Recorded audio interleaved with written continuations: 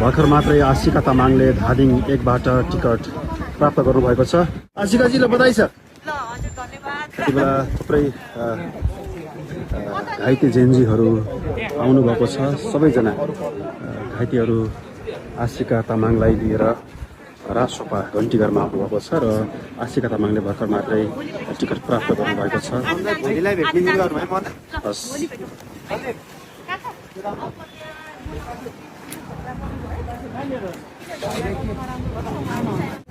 तिम्रो घर कहाँ रे? सिन्धुली हो? ए सिन्धुली म उता मन्थली गएको थिएँ कि मन्थलीबाट यता होइन मासतिर। ए ल अहिले कता बस्छौ? ए दिदीलाई सपोर्ट गर्न आएको है त?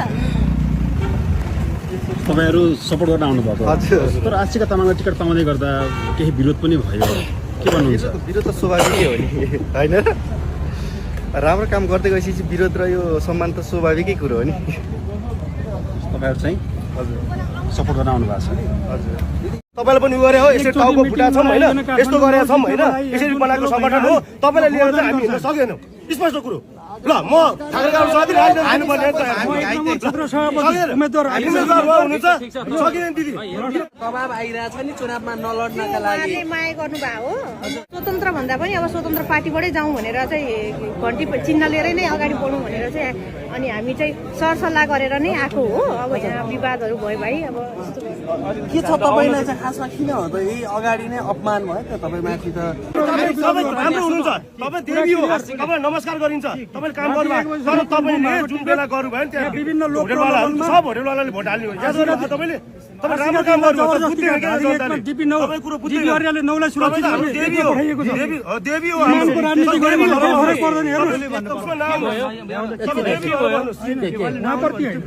उहाँप्रति होइन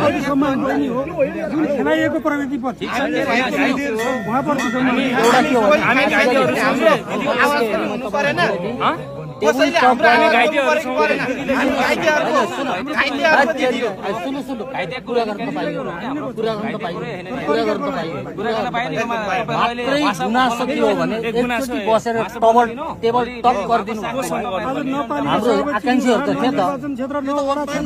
किनभने हिजो राति 12 बजीसम्म होइन तपाईँले यस्तो आक्रोश गर्नुहुन्छ भने सुन्नुहोस् है, सुन्नुहोस् है। तपाईँ यहाँ पेल्नुहुन्छ राजीनामा दिनुहोस्, तपाईँ दिनुहोस्। मैले भनिसकेँ दिदीलाई यसरी नपेल्नुहोस्, मैले भनिरहेको छु। तपाईँको राजीनामा दिनुहोस्। यहाँ 25 घाइते लिएर तपाईँ घर घरमा हामी भोट माग्न आएको सुन्नुहोस्।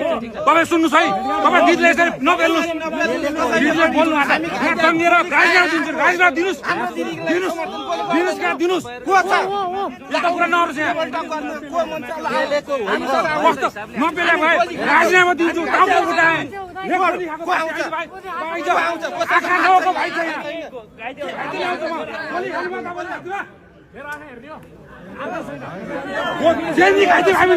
कसले बोल्दै यो क्यामेरा बोल्न मन छैन होइन। तपाईँले यहाँ राजीनामा दिनुहोस्, तपाईँको राजीनामा दिनुहोस्। जनताले भोट दिने हो, तपाईँले जानुहोस्, जानुहोस्। अनि तपाईँ यहाँ धम्काउने राजीनामा दिन्छु के हिँड्ने भन्ने देखाउनु खत्तम होइन। म धम्काउनुहोस् बिजा बसेर कुरा नि आएर राजीनामा दिन्छु, बोक्न सक्दिनँ। नबोक्छौँ हामी, 25 घाइते अहिले बोकेर हिँड्छौँ हामी। नबोक्नु जानुहोस्। हामी घाइतेहरू स्वतन्त्र रूपले हामीलाई समर्थन गर्न आएको छ होइन। तपाईँहरूको गुनासो हामीले बुझेको छ, ठिक छ। राजीनामा चिन्ता राजीनामा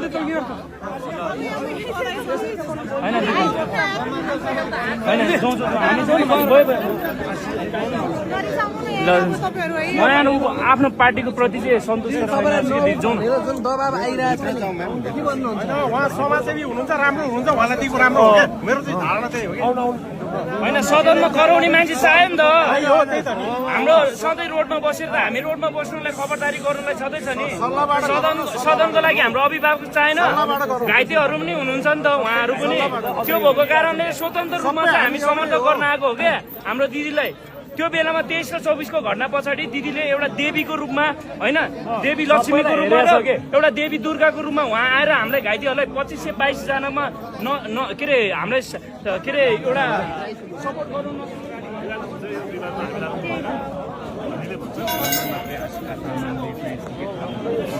सबै खुसीले कहाँ आउँछ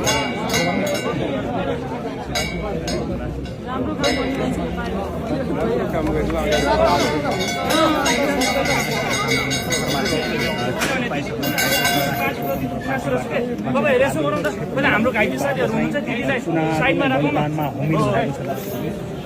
अलिकति हाम्रो आउनुहोस् न घाइते साथीहरू घाइते दिदी हाम्रो अभिभावक हो है हाम्रो घाइतेको तर्फबाट त्यो भएको कारणले गर्दा हामी अभिभावकलाई साथ सपोर्ट दिन आएको सधैँ रोडमा हुँदैन सधैँ तपाईँलाई दबाब आइरहेछ नि चुनावमा नलड्नका लागि उहाँहरूले माया गर्नुभएको हो म चाहिँ समाजसेवी नै भएर बस्नु पर्ने उहाँहरूको चाहना थियो तर कस्तो भन्दाखेरि जो चाहिँ बुझ्नुभयो नि यस्तो घाइतेहरू हुनुहुन्छ होइन उहाँहरूको लागि आवाज उठाउने कोही त हुनु पर्यो नि सदनमा भनेर चाहिँ म चाहिँ स्वतन्त्र भन्दा पनि अब स्वतन्त्र पार्टीबाटै जाउँ भनेर चाहिँ घन्टी चिन्ह लिएरै नै अगाडि बढौँ भनेर चाहिँ अनि हामी चाहिँ सरसल्लाह गरेर नै आएको हो अब यहाँ विवादहरू भयो भाइ अब के छ तपाईँलाई चाहिँ खासमा किन हो त यही अगाडि नै अपमान भयो त तपाईँमाथि त अपमान होइन त्यो उहाँहरू पार्टीभित्र चाहिँ उहाँहरूको कोअर्डिनेसन नमिलेर अब आक्रोश व्यक्त गर्नु म प्रति त उहाँहरू होइन उहाँहरू त मेरो आफ्नै दाजुभाइहरू हो होइन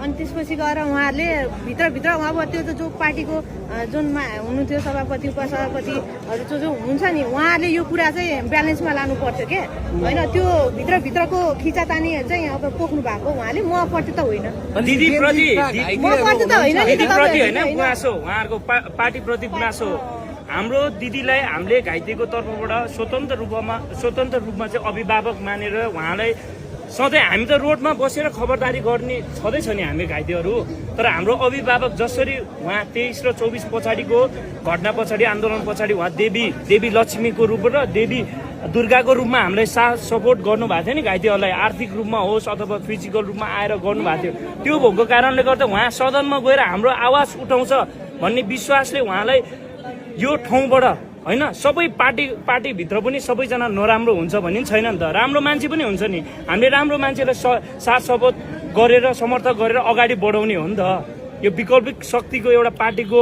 त्यसमा पनि दिदी गएर हाम्रो आवाज उठाउँछ भन्ने एउटा विश्वासले उहाँलाई यहाँबाट सबैको छलफलमा एउटा स्वतन्त्र रूपमा यहाँ उहाँ अभिभावक बनाएर यहाँ पठाएको हो नि त तर उहाँहरूले चाहिँ उठ्न आग्रह गर्नु भएको हजुर हो हामी स्वतन्त्र रूपमा सबै घाइतेहरूले मिलेर दिदी चाहिँ ल अब दिदीलाई पाउँछ भने हामी किन पछि हट्ने त हामी एक त घाइतेहरूलाई धेरै पछाडि पारेको छौँ होइन सँगसँगै त्यसपछि हाम्रो दिदीले अभिभावक मानेर हाम्रो आवाज उठाउँछ भने हामी विश्वास छौँ नि त अरूमा भए पनि नभए पनि तर दिदीमा विश्वास छौँ अब दिदी यो पार्टीमा के अरे पार्टीबाट उठेर उहाँले जितेर सदनमा गएर त हाम्रो लागि आवाजै उठाउँछ नि त अरूको लागि त ठिक छ